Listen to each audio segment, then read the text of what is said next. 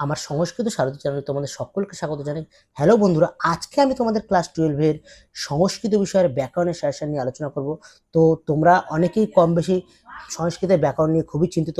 তো আজকের এই ভিডিওতে আমি প্রথম পর্বের পার্টে সংস্কৃতের ব্যাকরণে একদম 100% কমন সাজেশন নিয়ে আলোচনা করব। তো এই পর্বে আমি আজকে আলোচনা করতে চলেছি এক কথায় প্রকাশ, দুই প্রত্যয় বা পরিবেশিত রূপ, এবং 3 নম্বর পার্টটা হচ্ছে শব্দযুগল অর্থ পার্থক্য, এবং আরো যে দুটো জিনিস রয়েছে কারক এবং সমাস, সেটা আমি দ্বিতীয় পর্বে আলোচনা করব। তো তোমরা অনেকেই কিন্তু যারা ব্যাকরণ নিয়ে খুব চিন্তিত সংস্কৃতের, তাদের আজকের ভিডিওটা দেখার পর একদম চিন্তা করতে হবে না। এই যে সামান্য কয়েকটা মানে যা যা আমি বলবো সেই কটা পড়ে গেলেই তোমাদের একদম এখান থেকে দেখবে কমন পেয়ে যাবে। ঠিক আছে, দেখো প্রথমে আমি আলোচনা করছি এক কথায় প্রকাশ নিয়ে। আমি সংস্কৃতে লিখে দিয়েছি, দেখো খুব সামান্য এক কথায় প্রকাশ আমি দিয়েছি এখানে। প্রথমটা রয়েছে পুনঃ পুনঃ নৃত্যতি বা ভৃসং নৃত্যতি। তো মনে রাখবা তোমরা পরীক্ষায় পুনঃ পুনঃ না দিয়ে অনেক সময় ভৃসং থাকতে পারে, কুটিলং থাকতে পারে, বক্রং থাকতে পারে। ঠিক আছে, এই জিনিসগুলো থাকতে পারে। তো অনেকে এই জন্য ছেড়ে দেয়, হয়তো পড়ে গেছে পুনঃ পুনঃ নৃত্যতি, দিয়ে দিল ভৃসং নৃত্যতি। তাহলে পুনঃ পুনঃ নৃত্যতি বা ভৃসং নৃত্যতি হচ্ছে নৃত্যতে, মানে বারবার নাচাকে কি বলা হয়। এবার পুনঃ পুনঃ বা ভৃসং বা কুটিলং গচ্ছতি, মানে তোমাকে দিতে পারে পুনঃ পুনঃ গচ্ছতি বা ভৃসং গচ্ছতি বা কুটিলং গচ্ছতি। এটার উত্তর কি? জঙ্গম্মতে। এটা কিন্তু অনেকেই ভুল করো, বানানটা বানানটা ভালো করে দেখে রাখবা। এটা হচ্ছে জঙ্গম্মতে। দেখো কিভাবে তুমি মনে রাখতে পারবা সেটার উপায় আরেকটা আমি বলেছি একটু পরে। আরেকটা দেখো একই রকম আছে পুনঃ পুনঃ বা ভৃসং হন্তি। পুনঃ পুনঃ হন্তি বা ভৃসং হন্তি, এটা হচ্ছে জং ঘন্নতে, বর্গের জ, ময় ঘ, দন্তের নয় বলা তয়কা। ঠিক আছে, তো এই দুটো মনে রাখার জন্য সহজ উপায় হচ্ছে একটাই, কারণ এই দুটো সবার খুব গুলিয়ে যায়। এই জন্য তোমরা গচ্ছতি যদি থাকে তাহলে তোমার মনে রাখবে গম ধাতু। এই জন্য দেখো জং গম, এই যে গম মতে। ঠিক আছে, আর এটা হন্তিটা হচ্ছে হন ধাতু থেকে আসে, তখন ঘ্রণ শব্দটা আসে, এই জন্য ঘ্রণ শব্দটা এখানে আছে। ঠিক আছে, তো পুনঃ পুনঃ হন্তি হচ্ছে বা ভীষণ হন্তি হচ্ছে জংঘন্নতে। তারপর পুনঃ পুনঃ পিবন্তি হচ্ছে পেপিয়ন্তে, পুনঃ পুনঃ বা ভীষণ জলতে হচ্ছে জাজ্জল্যতে, পুনঃ পুনঃ রোদিতি হচ্ছে রোরুদ্ধতে। দেখো পুনঃ পুনঃ দিয়ে মাত্র এই কটা আমি দিয়েছি, এই কটা পড়লেই তোমরা পুনঃ পুনঃ থেকে একটা কমন পেয়ে যাবে। ঠিক আছে, পরেরটা দেখো কি বলছে, দশরথস্য অপত্যং পুমান, মানে সন্তানদের কি বলা হয়, দশরথের সন্তানদের দাশরথেহি। বিসর্গগুলো খেয়াল করবে এখানে। অপত্যং পুমান মানে মনে রাখবো হচ্ছে বিসর্গ আছে। ঠিক আছে, অপত্যং পুমান থাকলেই সেটা বিসর্গ হবে। তারপর হচ্ছে কন্যায় অপত্যং পুমান কানিনাহ, কুন্তহা অপত্যং পুমান কন্তেহ। তারপর গঙ্গায়াহ অপত্যং পুমান গাঙ্গেয়, মনের অপত্যং পুমান মানব হয়। এটা কিন্তু আগেরবার চলেছে, দেখো সাজেশন এটা আন্ডারলাইন করা আছে, মানে আগেরবার চলে এসেছে। হ্যাঁ, তারপর বলছে ব্যাসস্য অপত্যং পুমান বৈয়াসকি, নদী মাতা যশস্য, নদী মাতৃকা। তারপর বলছে দেখো সমানপতি যশস্য, যে সপত্নী, ন্যায়ং ব্যক্তি যশ নৈয়িক, মনসী জায়তে যশ মনসী জ।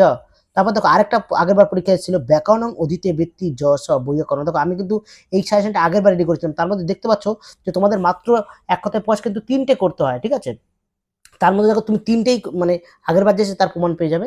তারপরটা দেখো, তাহলে কি বলবো এখানে, ব্যাকরণং অধীতে ব্যক্তি যশঃ অর্থাৎ বৈয়াকরণ, পুরনম অধীতে ব্যক্তি যশঃ পৌরাণিক। ঠিক আছে, একই রকম দুটো। শিব দেবতা অশ্ব শৈব বা শিবস্য উপাসক দিলেও উত্তর হবে শৈব। তারপর ইন্দ্র দেবতা অশ্ব হচ্ছে ঐন্দ্র। আত্মন পুত্রম ইচ্ছতি পুত্র কাম্যতি, আর এটা হচ্ছে গণপতি দেবতা অশ্ব গণপত্য। ঠিক আছে, তারপরটা দেখো গন্তুম ইচ্ছতি জি গমিষ্যতি। তারপর গন্তুম ইচ্ছসি, তাহলে এটা ইচ্ছতি ছিল তাই জি গমিষ্যতি, তাহলে ইচ্ছসি তাই জি গমিষ্যসি। কর্তুম ইচ্ছতি চিকিৎসসি চিকিৎসতি। তারপর দ্রষ্টুম ইচ্ছতি দিদৃক্ষতে, পাতুম ইচ্ছতি পিপাসতি। তারপরটা বলছে জেতুম ইচ্ছতি জিগীষতি, জ্ঞাতুম ইচ্ছতি জিজ্ঞাসতে, হন্তুম ইচ্ছতি জিঘাংসতি, শ্রোতুম ইচ্ছতি শুশ্রূষতে। বানানটা খুব ভাইটাল, কিন্তু এটা ভালো করে কিন্তু মুখস্থ রাখবে। ঠিক আছে, তারপর এটা বলছে এই বানানটাকে ভালো করে দেখে নাও একবার, তালবে তালবে শয়ের ফলে দীর্ঘ পেট কাটা সাথে। ঠিক আছে, তারপর জননাং সমূহ, এটা খুব ইম্পর্টেন্ট, অনেকবার পরীক্ষা হয়েছে। এটা হচ্ছে জনতা, এবার আসতে পারে। শব্দং করতি শব্দ, দেখো এটাও আন্ডারলাইন করা, মানে এটাও আগের বার এসেছে। দেখো আগের বার কি বললাম আবার বলে দিচ্ছি, 3টে করতে হয়। দেখো তার মধ্যে দেখো তুমি 3টেই কমন চলেছে আগের বার, এই একটা এই একটা এই একটা, এই সেশন থেকে কিন্তু এসেছিল। ঠিক আছে, তারপরটা কি বলছে দেখো, কস্মিন কালে কদা গজনং সমূহ গজতা ঋষিণাং পোক্তম আরসম ভোজনং কৃত্য ভুক্ত্বা।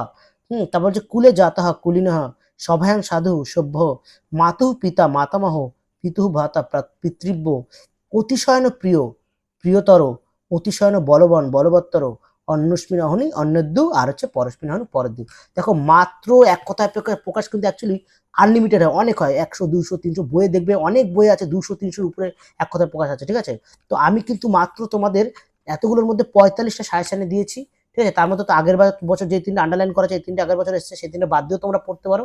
তো এই কটা পড়লেই কিন্তু তুমি এখান থেকে এক কথায় প্রকাশ সম্পূর্ণ কমন পেয়ে যাবে। ঠিক আছে, এবার আমরা চলে যাই পরের পার্ট, পরিনিষ্ঠিত রূপ বা প্রত্যয়। ঠিক আছে। প্রত্যয়তেও দেখো আমি মাত্র 50টার মতো দিয়েছি, প্রত্যয় প্রচুর হয়, সেটা তোমরা ভালো করে জানো যারা মোটামুটি সংস্কৃত ব্যাকরণ ভালো করে পড়েছো। তার মধ্যে দেখো আমি বেছে বেছে কয়েকটা দিয়েছি যেগুলো খুব ইম্পর্টেন্ট আসার মতো। দেখো প্রত্যয় করাটা করতে হয়, প্রত্যয় কিন্তু পরীক্ষা করতে হয় 3টে, ঠিক আছে। দেখো বলছে প্রথমটা পৃথা প্লাস অন পার্থ, ভৃগু প্লাস অন ভার্গব, সুবর্ণ প্লাস অন সৌবর্ণ। তবে একটা জিনিস বলে রাখি প্রত্যয় বলার ক্ষেত্রে, মাঝখানে একটু বললাম যে প্রত্যয় কিন্তু বিসর্গ মনে রাখার কোনো ব্যাপার নেই। অনেক সময় হয় না তোমাদের বিসর্গ গুলিয়ে যায়, কিন্তু প্রত্যয় কিন্তু কোথাও বিসর্গ হয় না, এটা মাথায় রাখবা, ঠিক আছে। আচ্ছা, তারপর সুবর্ণ প্লাস অন সৌবর্ণ, মুনি প্লাস অন মৌন, ঋষি প্লাস অন আর সেটা কিন্তু খুব ইম্পর্টেন্ট, শিব প্লাস অন শৈব, ওইদিকে কিন্তু একটা করেছিলাম শিব দেবতা অশ্ব শৈব, ঠিক আছে, একই রকম। লঘু প্লাস ইয়সুন লঘিয়স, দেখো এটা কিন্তু আগের বছর এসেছে, ঠিক আছে, এই জন্য এটা আন্ডারলাইন করা আছে। তারপর দীর্ঘ প্লাস ইয়সুন দ্রাঘিয়স, বানানগুলো খেয়াল করবা, এখানে দন্তস্বরগুলোতে হসন্ত হচ্ছে কিন্তু, হ্যাঁ। বহু প্লাস ইয়সুন ভুয়স, এই তিনটের মধ্যে কিন্তু এবার একটা আসবে, হ্যাঁ। আরেকটা আছে দেখো অন্তিক প্লাস ইয়সুন নেদিয়স, এই যে যে চারটে আছে তার মধ্যে আগের বছর একটা আসছে, এবার কিন্তু একটা তার বাকি তিনটের মধ্যে একটা আসতে পারে, ঠিক আছে। তারপর গুরু প্লাস ইষ্ঠন গরিষ্ঠ, নীল প্লাস ইমনিজ নীলিমন, গুরু প্লাস ইমনিজ গরিমন, ঠিক আছে। গঙ্গা প্লাস ঢক গাঙ্গেয়, কুন্তি প্লাস ঢক কৌন্তেয়, বিদ্যুৎ প্লাস মতুব বিদ্যুৎ, তারপর বলছে লক্ষ্মী প্লাস মতুব লক্ষ্মীবধ, আর একটা হচ্ছে জ্ঞান প্লাস মতুব জ্ঞানবধ, দেখো একই রকম।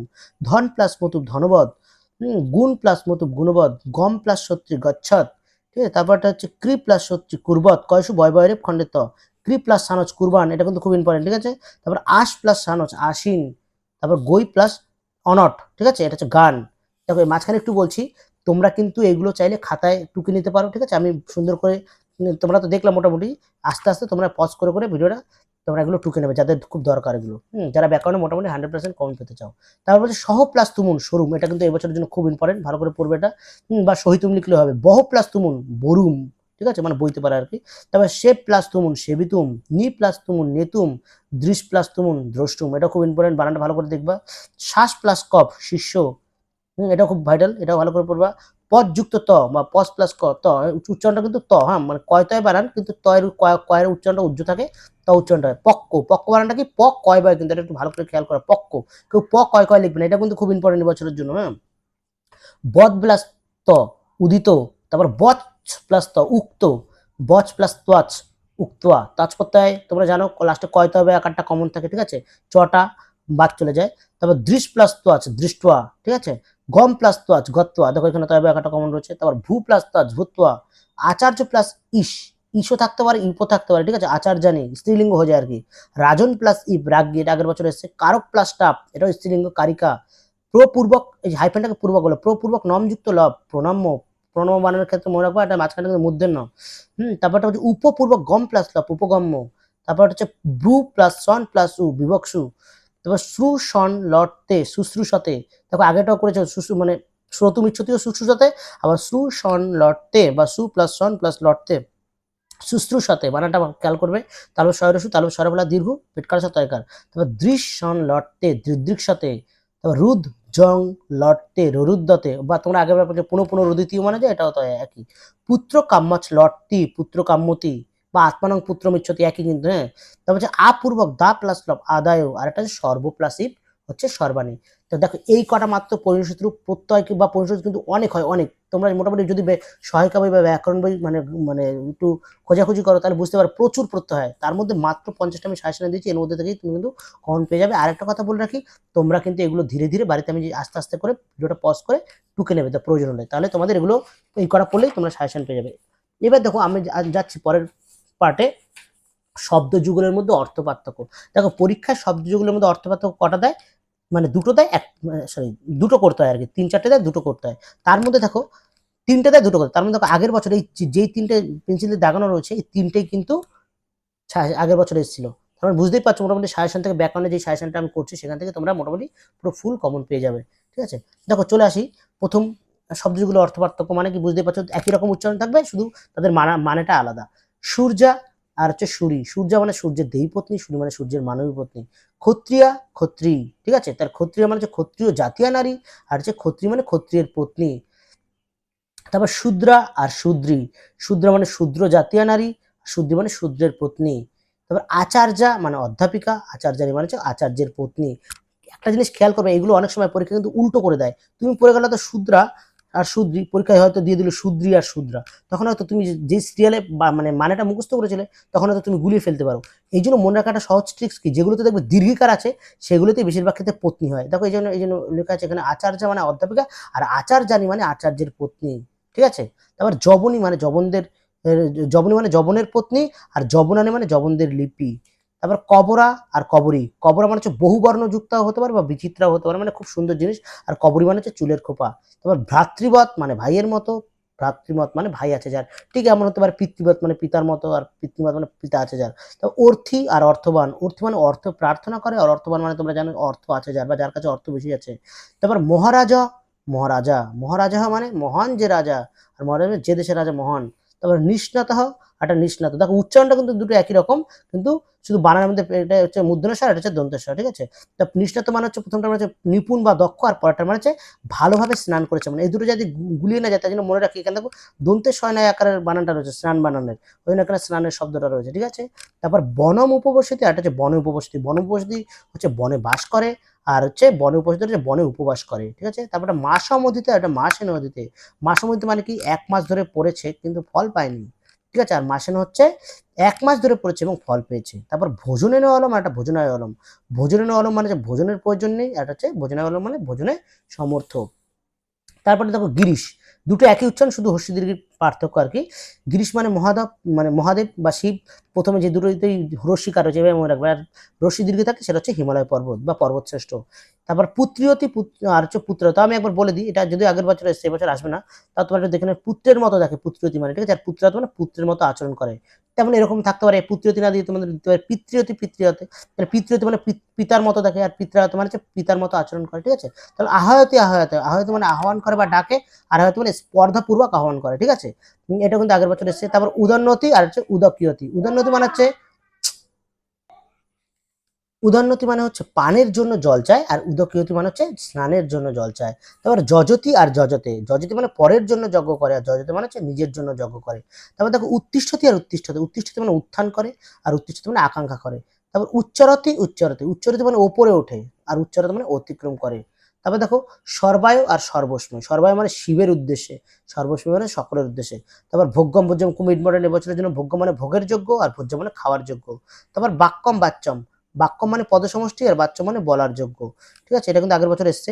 তারপর সীমন্ত আর সীমান্ত, ঠিক আছে, সীমান্ত মানে সিথি, আর হচ্ছে সীমান্ত মানে শেষ সীমা। তারপর ভুনক্তি, ভুংতে, ঠিক আছে, ভুনক্তি মানে ভোগ করে, ভুংতে মানে খায় বা ভক্ষণ করে।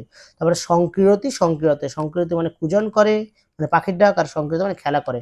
আর লাস্ট দেখো রয়েছে ছাত্রা আর ছাত্রী, ছাত্রা মানে পাঠিকা, আর ছাত্রী মানে হচ্ছে ছাত্রের পত্নী। এই যে মাত্র 26টা আমি শব্দযুগলের অর্থ পার্থক্য দিয়েছি, তার মধ্যে তো আগের বছর 3টে চলে এসে ওই 3টে বাদ দিয়ে পড়লে হবে 23টা।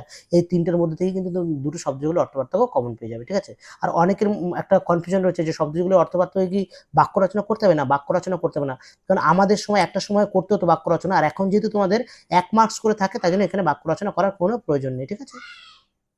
বন্ধুরা, এই হলো তোমাদের ব্যাকরণ বিষয়ের প্রথম পর্বের সাজেশন। তার মধ্যে আমি আজকে দেখতেই পেলে আলোচনা করলাম এক কথায় প্রকাশ, পরিনিষ্ঠিত রূপ, আর হচ্ছে শব্দযুগল অর্থ পার্থক্য। তোমরা এই কটা পড়ে গেলেই কিন্তু একদম 100% কমন পেয়ে যাবে। এরপর আমি তোমাদের দ্বিতীয় পর্বে আলোচনা করবো কারক আর সমাস, তার জন্য একটু অপেক্ষা করো।